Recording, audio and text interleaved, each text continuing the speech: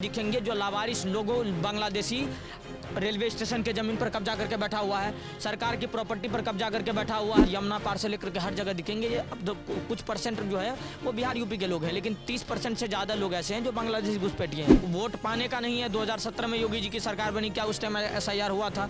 फिर 2022 में योगी जी की सरकार बनी, क्या उस टाइम SIR हुआ था? तो SIR बांग्लादेशी घुसपैठियों को छांटने के लिए इससे कोई राजनीतिक मतभेद नहीं है। अमेरिका में किस तरीके से जो इनलीगल लोग रह रहे थे उनके हाथ पैर में हथकड़ी लगा करके कैसे भारत डिपोर्ट करने का काम करा। तो भारत क्यों लावारिस लोगों को पालने का काम कर रहा है? भारत के अंदर जो खाता है भारत का, फिर गाता नहीं है भारत का। तो ऐसे लोगों को गाने के लिए बांग्लादेश छोड़े, श्रीलंका छोड़े। जितने लोगों को SIR से समस्या नहीं हो रही है आम लोगों को, उससे ज्यादा SIR से समस्या नेताओं को है। तो इस बार अखिलेश यादव का भी लिस्ट है, अखिलेश यादव भी जेल जाने वाले हैं। आप चुनाव के बाद अखिलेश यादव भी आपको जेल में दिखेगा। उत्तर प्रदेश के मुख्यमंत्री योगी आदित्यनाथ ने यह बयान दिया है कि जितनी जल्द हो सके, अपने अधिकारियों से कहा कि जितनी जल्द हो सके मुसलमानों को पहचानिए जो कि इलीगल है और कहीं ना कहीं उनको डिटेंशन सेंटर में डालने का काम करिए। क्या ये एक तरफा नफरत राजनीति के लिए है या फिर वाकई में जो SIR की प्रक्रिया ये उत्तर प्रदेश में होने वाली है? उन्होंने कहा 12 से 14 महीने का समय है चुनाव होने को, और उसके पहले तमाम जो मुसलमान इलीगल तरीके से रह रहे हैं उनको पकड़ा जाए और डिटेंशन सेंटर में डालने का काम किया जाए। प्रश्न ये उठ रहा है कि केवल मुसलमानों का ही जिक्र क्यों है?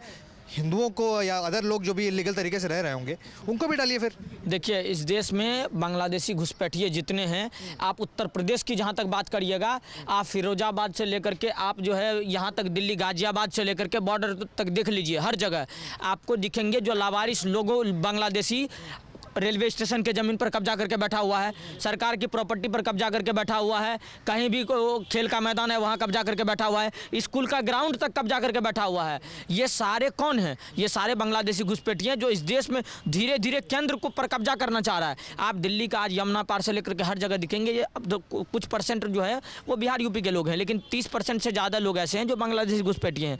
तो ऐसे लोग अगर उत्तर प्रदेश में बैठ करके, उत्तर प्रदेश में बरेली का दंगा आपको पता होगा, आप बरेली में भी दंगा देखा और संभल में भी देखा, तो ये वही लोग हैं। ये भारत के नहीं नागे, जो भारत के होंगे, जो भारत का अन्न खाते होंगे, कम से कम वो भारत से गद्दारी नहीं कर सकते।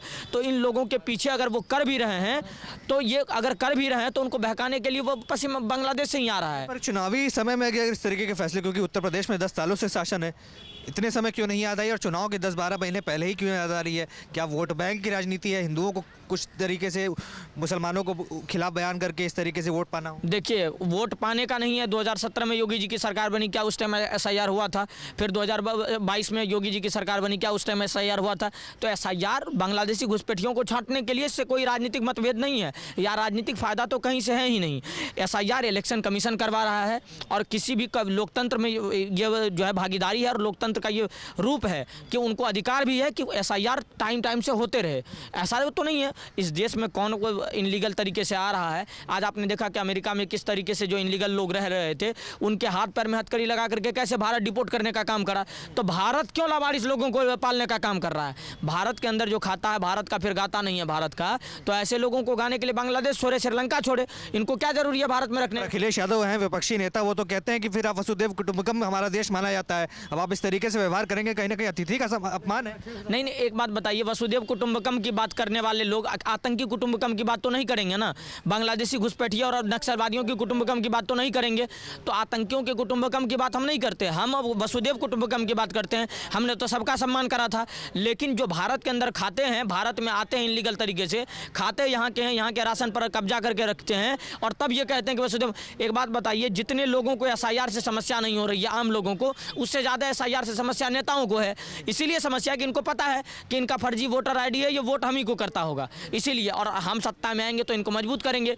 और बांग्लादेशी घुसपैठियों का एक ही मसीहा है कि अगर हम बैठे रहेंगे तो हमें, हमारे लिए जो बोलेगा हम उनको वोट करेंगे तो हम सत्ता में बने रहेंगे। अखिलेश यादव ने तो लिस्ट बना ली, उन्होंने कहा कि मेरी सरकार आएगी, मैंने तो नाम लिख कर रखे हैं, जिसने जिसने जो कुछ किया है सबका हिसाब लिया जाएगा। 27 में चुनाव जीत रहे हैं, सत्ता में आ रहे हैं, दावा है उनका। देखिए, अखिलेश यादव का हवाबाजी सब खत्म हो जाएगा। और लिस्ट वो क्या बनाएगा? वो तो लिस्ट बनाया था, अतीक अहमद, मुख्तार अंसारी, आजम खान का लिस्ट बनाया था और योगी जी आए और उस लिस्ट पे काम किए, सारे का ठिकाने लगा दिए। तो इस बार अखिलेश यादव का भी लिस्ट है, अखिलेश यादव भी जेल जाने वाले हैं। आप चुनाव के बाद अखिलेश यादव भी आपको जेल में दिखेगा। PDA का फॉर्मूला है उनके पास, वो कहते हैं कि जिस तरीके से लोकसभा में उठा के पटकी दी है, विधानसभा में उससे दोगुनी पटकी देने। खूब बढ़िया। एक PDA गाते गाते अखिलेश यादव, तेजस्वी यादव की लंका लग गई, दूसरी PDA गाते गाते अखिलेश यादव की लंका लग जाएगी। PDA कुछ नहीं है, इनको सिर्फ मुसलमान मुसलमानों का राजनीति करना है। इनको आप बताइए, एक मौलाना जो है अखिलेश यादव की बीवी को लेकर अभद्र टिप्पणी कर दिया, उनका मुंह नहीं खुला, तो ये कौन सा पीढ़ी है? लगातार दलित लोगों का शोषण हो रहा है उत्तर प्रदेश में, और करने वाले ओबीसी समुदाय के लोग हैं, तो उन पर कोई कुछ नहीं बोल रहा है। इनके पार्टी के लोग, इनके पार्टी समाजवादी पार्टी के लोग गुंडई करते हैं, और अब सारे बलात्कारी आधे से ज़्यादा उनके समर्थक के लोग हैं, तो ये कहते हैं कि उनमें जा नहीं रहे हैं।